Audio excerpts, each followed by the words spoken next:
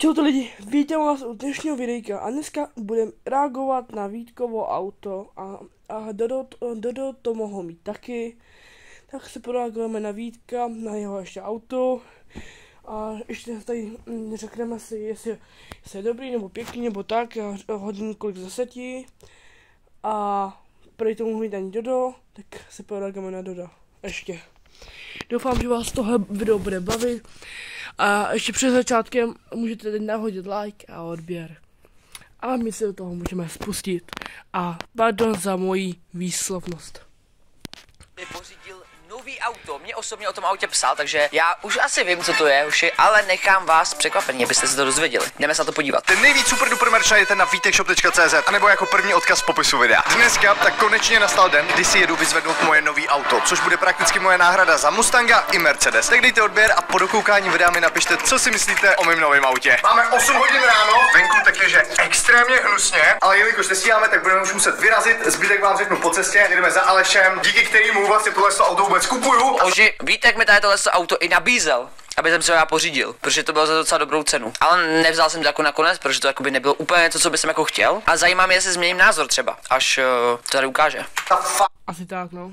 Já jsem říkal, že já jsem to video teda viděl, už jako skoro celý. Skoro celý, no.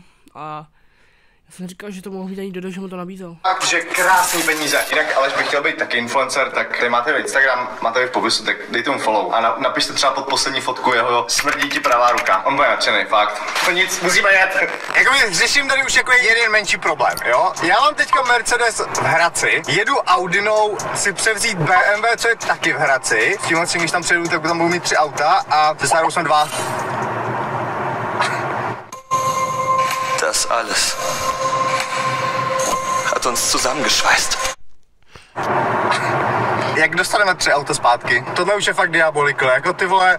Moje situace s auty se lehce jako vymyká kontrole. Kámo, on už vystřídal hrozně moc aut, kámo, on to vůbec neřeší. Jedeme za Alešem. Že jsme u Aleše, nám přijel povoz. Ty vole, co to máme? Ty jsi zařídil ještě odvod. Takže nastavit panstvo. Dobrý, tak jo? Ty vole, dobrý. Jo. Tady zamknu. Jo. Děkuju. To je docela dobrá kára, kámo, tenhle Mercedes, no nic. Počasí vyšlo si myslím. Jo, počasí krásný, tak jedem. Nic moc.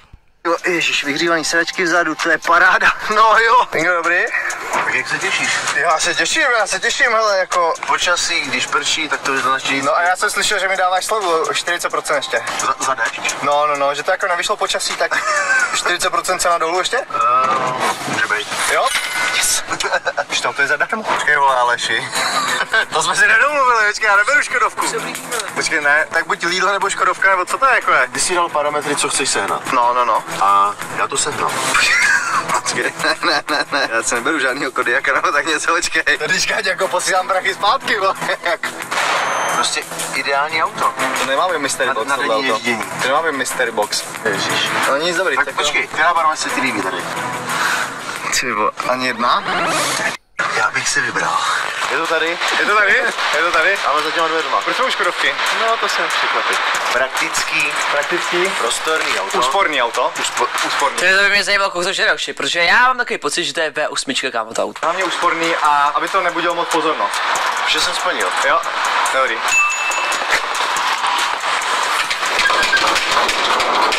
To je ono, ne? Nebo není? To není ono, ne?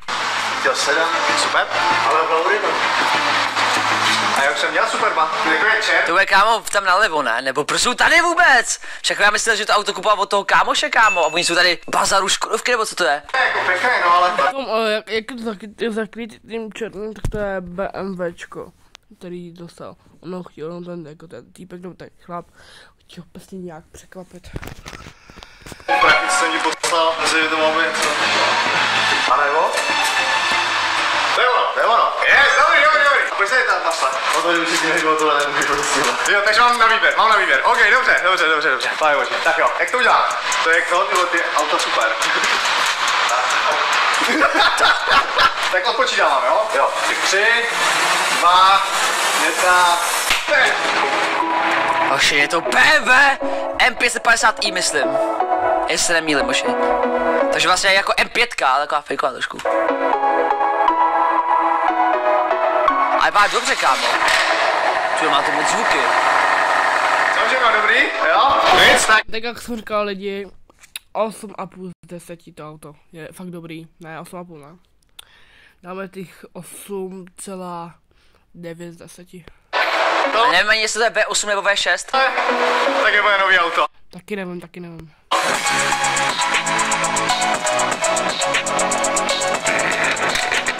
A má to moc zvuky. Tak jdeme dom.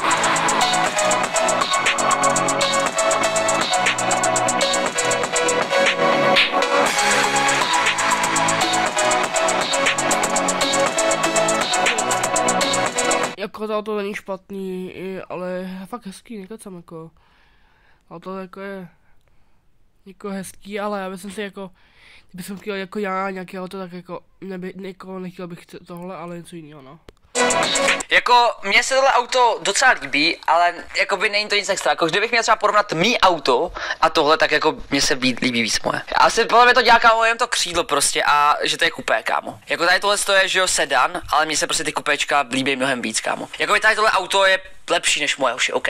Tohle má lepší motor, je to víc a tak, jo. Možná to bude i, nevím jaký to je rok, ale myslím, že to bude možná i jako nový. Asi tak. Jo, tady tohle by mě jako sejmulo, jo, to by mě jako rozbilo jak nic, kámo, z 0 na 100 podle mě.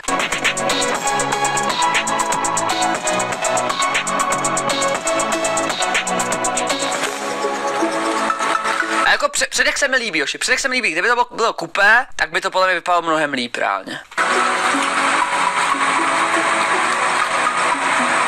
Ale tak je to pětkový bábo, že to jsou jako spíš limuzíny. Takový sportovní limuzíny.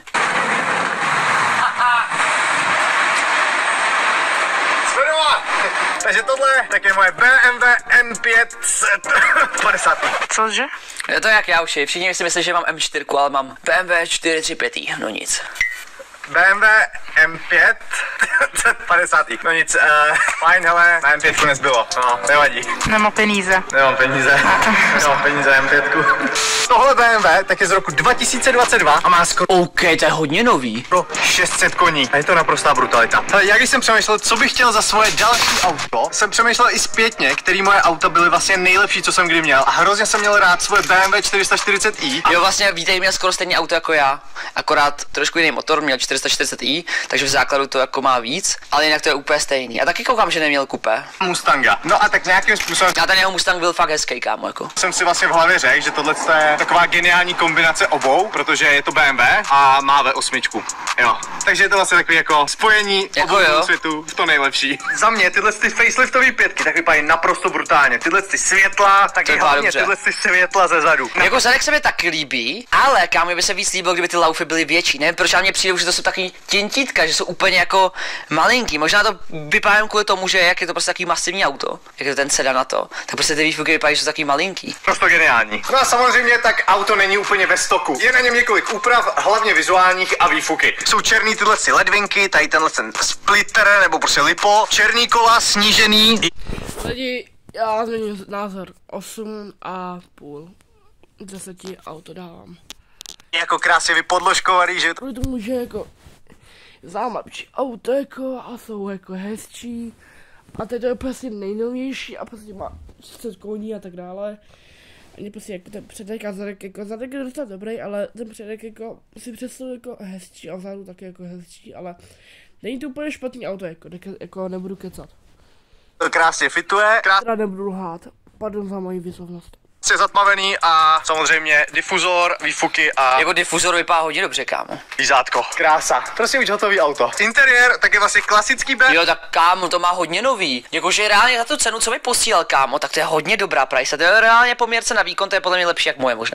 A hele, ten, kdo mě zná, Kámo, tak interiér je mega hezký, tak to dám tak asi, jenom jako interiér, ne jak celý auto, jenom interiér, tak to dám tak asi 9. tak si všimne jedný jako nedokonalosti. Ano, nemá to světlý interiér, má to černý interiér, ale upřímně, já nevím proč, To nevadí. ale BMW a třeba Amerik, tak mi ty černý interiéry jako poměrně nevadí, ale třeba v Mercedesu tak si neumím představit mít černý interiér, jo? Ale tady, hele, udělal jsem výjimku. Auto tak je prakticky v plný palbě, mám tady třeba třešní okno, jo, Ok. krása, můžu se dát nahoru, stejně tak jako v Mercedesu. Je teda jako o trošku menší, ale hele, já se spokojím, to je v pohodě. Mám tady krásně. Jako tyho za ty prachy je to fakt to? Já se podívám, za kolik mi psal, nebo za kolik mi to nabízel. OK. Nabízel mi to za docela v pohodě cenu, jako. Jo, on mi pak psal, že mu to ještě nabízel ještě méně, kámo. OK, ale už to je tajný, to vám neřeknu už. Nevím, jestli na to mám svolení, už já nechci líkovat soukromý konverzace, chápete? Schválně, za kolik se prodávají vůbec? Už tady máme S-auto. A ještě dám seřadit od nejlevnějšího. A vidím tady ten nejlevnější. Jako nevím, jestli jsou odpočtový, ukáž? Tohle odpočtový je, ale má to na to 130 000, nevím, kolik má na to tamto, kámo. Ty no, jako koupil to za hodně dobře, hoši. Koupil to za hodně dobře, jako když na to koukám. Ovládání volantu, dokonce i krásný masáže. Oh yes. To má i masáže? Ty to jsem měl vzít, kámo. No nic, hoši, fakt jako tohle je dobrá kára, kámo. Jako ví, tak mi to nabízel, kámo, ale jako to price dobrý, jako jsem nevěděl, že to je až, jako je to limuzínka, viď? A s tím, že samozřejmě tak můžu si tady nastavit úplně co chci. Rozhýbání horní části těla, rozhýbání pánve, ty kokos, masáž zad, masáž ramen, beder a tak dále. Já si tady jedu samozřejmě trénink celého těla, takže je to vlastně taková posilovna na kolech. Samozřejmě má to takový klasický vychytávky. Já mám tady CarPlay, to je top, kámo. Já CarPlay nemám v týmí, v mém pekáči. Apple CarPlay, jo, to je klasika. Ale co je cool, tak já tohle auto můžu ovládat gesty, protože když udělám tohle, to má i tohle, jo. se mi spustí hudba a takhle můžu upravovat hlasitost, takhle zase můžu přidat. Extrémně cool. Takhle můžu dát další song. Je dobrý. Co já nemám. Tohle jsem do svého života 100% potřeboval. Tohle je to, proč jsem to koupil. Auto tak má na to 40 000, jo, a jo, počkejte, je to M5, jo, je to M5, kdybyste mi nevěřili. Průměrná spotřeba je 17,2, to jsem jel fakt v klidu. To je problém.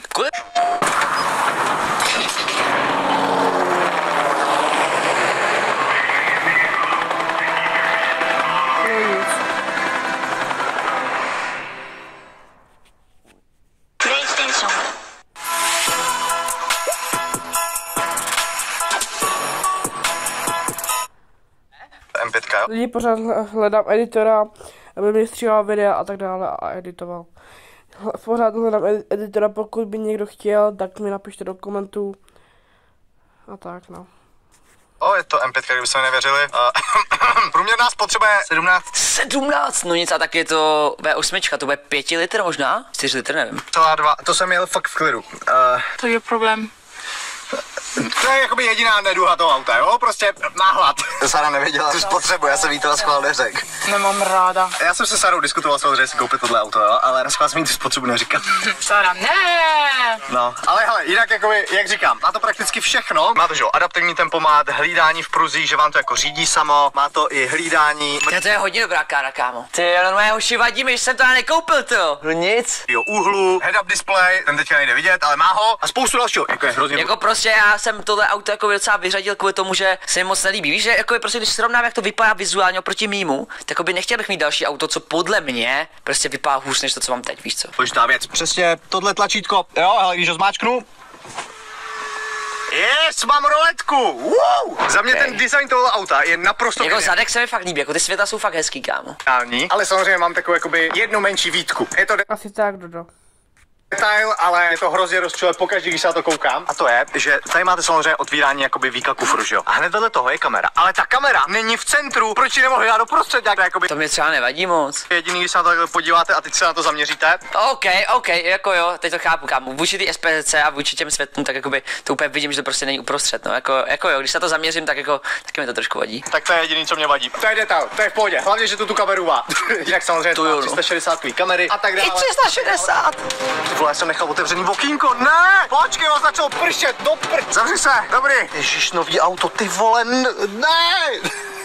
Jo, tady na Prahu, počkejte, jo, M5, jo, krása. A i tady ze zhora, to vypadá brutálně. Ale já mám prostě rád agresivní auta, když to vypadá jako naštvaně, což to si budem, ten Mercedes to jakoby úplně nesplňuje. To vypadá hrozně naštvaně, fakt dobrý. Jinak to auto to nezdá, ale je jako poměrně velký. Jsem rád, že mají 5 dveří, protože hele, s Mercedesem. Jako takhle z boku vypadá dobře, i když to je sedán prostě. Mercedesem, to kupéčko, třeba zaparkujete v centru nebo prostě někde blízko u někoho dalšího, je hrozný problém se do toho auta nasoukat. To s 5 dveřákem nemáte a navíc. Jo, že když máte kupéčko a máte jenom 2 dveře, jako když počítáme jako dveře a ne kufra, tak prostě ty dveře jsou hrozně dlouhý, kámo. Takže když otvíráte ty dveře, prostě třeba na nějakém parkovišti a vedle vás je auto, tak to je úplně hrůza občas, kámo. Občas to je úplně hrůza, když ty. No, protože já jsem taky jako někdy jel a prostě máš jenom jako kupéčko, nebo jako jenom 2 dveře, tak prostě tam se dva lidi a kámo, a potom, ano, já prostě tam to jsou dva dveře, ale dozadu se můžeš sednout, tak jako, to nevím jako, jaký to je, ale chodí se přes dveře, ale ne přes jako čtvrté dveře, ale přes, tam jsou dvoje dveře. A o tu sedačku sklopíš a jdeš jako dozadu. Tak to jsem takhle jednou jel.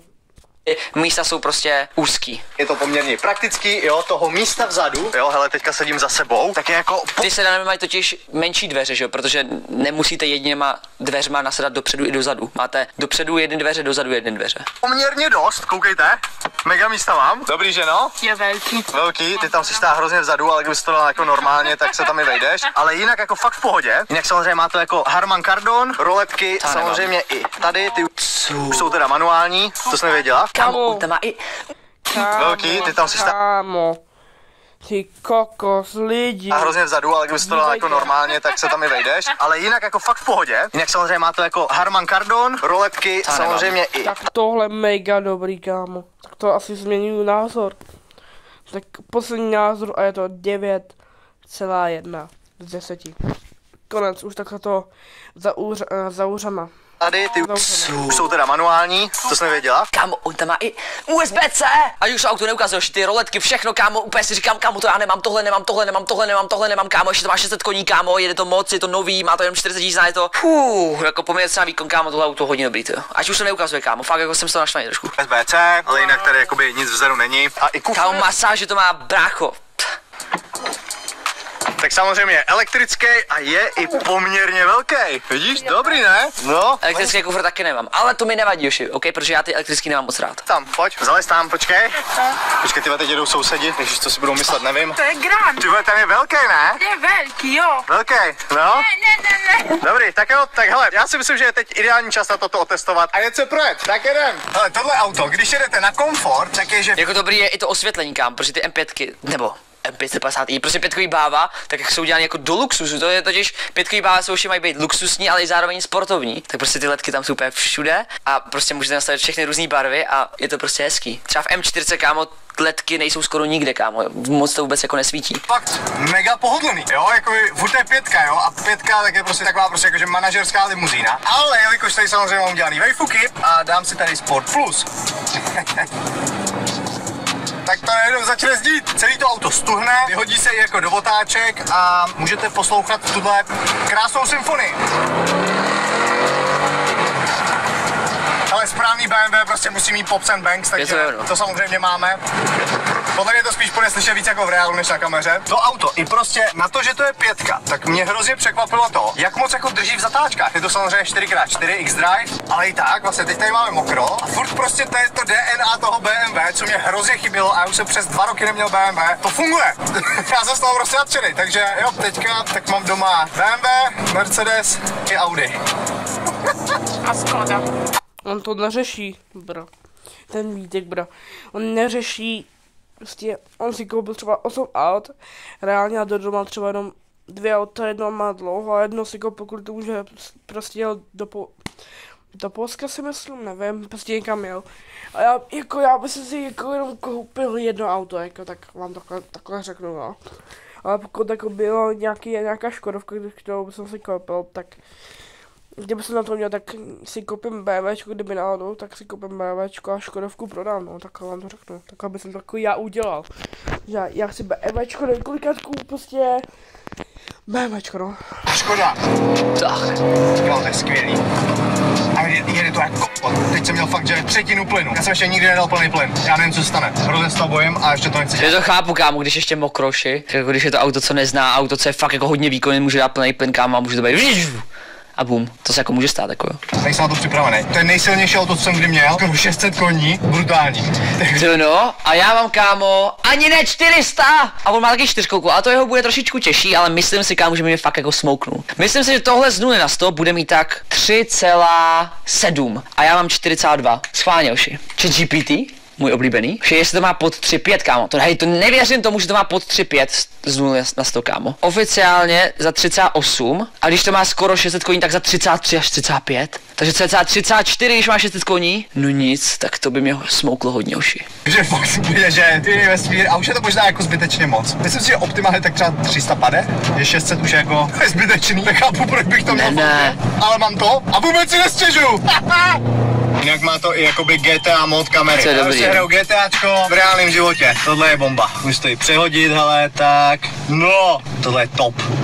Dobré ráno, máme tady další den a Tohle je fakt dobrá kára, kámo. já jsem jel akorát se Sárou vyzvednout Mercedes, ale koukejte, Sára tam je hezky za mnou, no jo. Jelikož mám aktuálně zbytečně moc aut, Mercedes prodávám jinak, kdyby někdo jako seriózní zájemce chtěl, tak odkaz na Bazoš vám nechám v popisu, jo, to číslo není moje, nebudu na prohlídce, takže tam prosím vás nevolejte, pokud fakt si nechcete to auto koupit. Jo, tohle mi taky vadí, že taky když až budu prodat auto, tak taky tam budu muset mít někoho, kdo mi to auto bude prodávat, protože ho nemůžu prodávat já, protože kdybych ho prodával já, a i když se to udělal jinou simku, tak je tam prostě budou volat lidi, jo. A pak se to jako rozkřikne, že hele, to číslo to tam je do kámo, víš co? Takže prostě my youtubeři nemůžeme si takhle prodávat věci sami, kámo. To je trošku nevýhoda. Ale zase na to můžeme udělat promo, což je trošku výhoda, víš co? Ale těžko říct, jak moc to pomůže to promo. Kolik lidí, co nás sledují, by měli potenciálně zájem se takový auto koupit. Jakože u mě vím, že docela dost, protože to auto, co já chci prodávat, to moje, není zas tak drahý. A podle mě to Vítkovo stojí tak kolem milionu, ne? To, co seluje. Nebo? Ukáž, no, 990 000, no. Já to budu prodávat jako dost míň.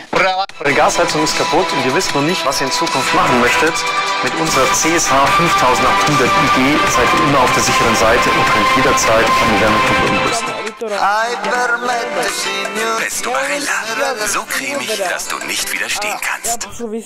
Aleš, ten, který mi předával tohle BMW a díky kterýmu ty reklamy jako vystřídat.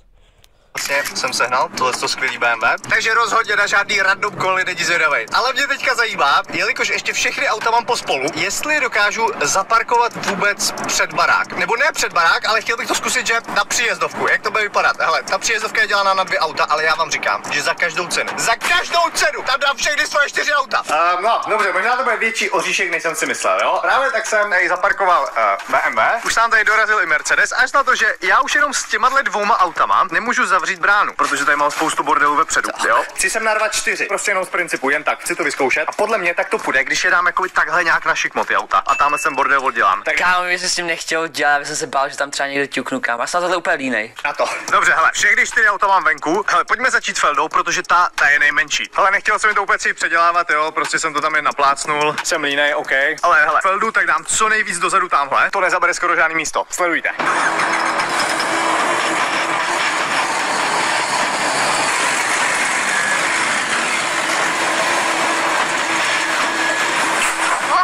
To neřeší. Kde je Felicie tak velká? Ne, počkej, tady mám ještě místo. Hele. Každý centimetr musím využít, jo? Tady je ještě místo, takže tohleto, když posunu, tak ještě můžu dozadu, počkej. Tady to, mistr parkování, 3 roky jsem bydlel v centru.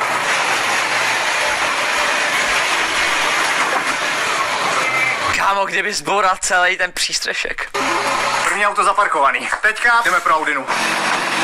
Kámo, ty má všechny ty auta hrozně dlouhý, kámo, ta Audi je mega dlouhá. Asi tak. Moje taktika vůbec nefunguje, ty auta jsou všechny větší, než jsem myslel. Víš to narvu to auto tamhle dozadu? Vejím se tam? Ne. To tam dám, čumře no. Kámo, jemu to je jedno. Počkej, takhle podélně bych ho. To je quattro, to je v pohodě. Vole, jaká tady je situace. Jak já vystoupím, jsem chtěl aspoň boty. Ukáž, vejde se sem? No, kámo, hej. Sem půjde Mercedes, to půjde. Nechte mě vařit.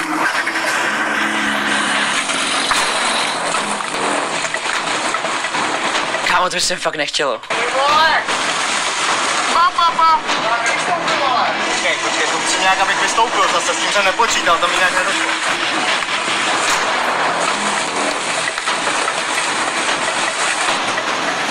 Stop! Já tady mám 3 auta, tak počkej, ty. Tak sleduj, a i si otevřu, úplně v pohodě. Nejenom nevím, jak se na 4. A hele, není to vypadá nejpraktičtější, jo? No pak koupili jsme malý barák, že no? Dáš, jak to vypadá? Že se tam vejdou úplně v pohodě docela, ale takhle by se mi nechtěl vždycky parkovat. Co kdyby teď chtěl vyjet kámo s tou Feldou? No nic. Myslím, že plně. No nic, tak ještě bereme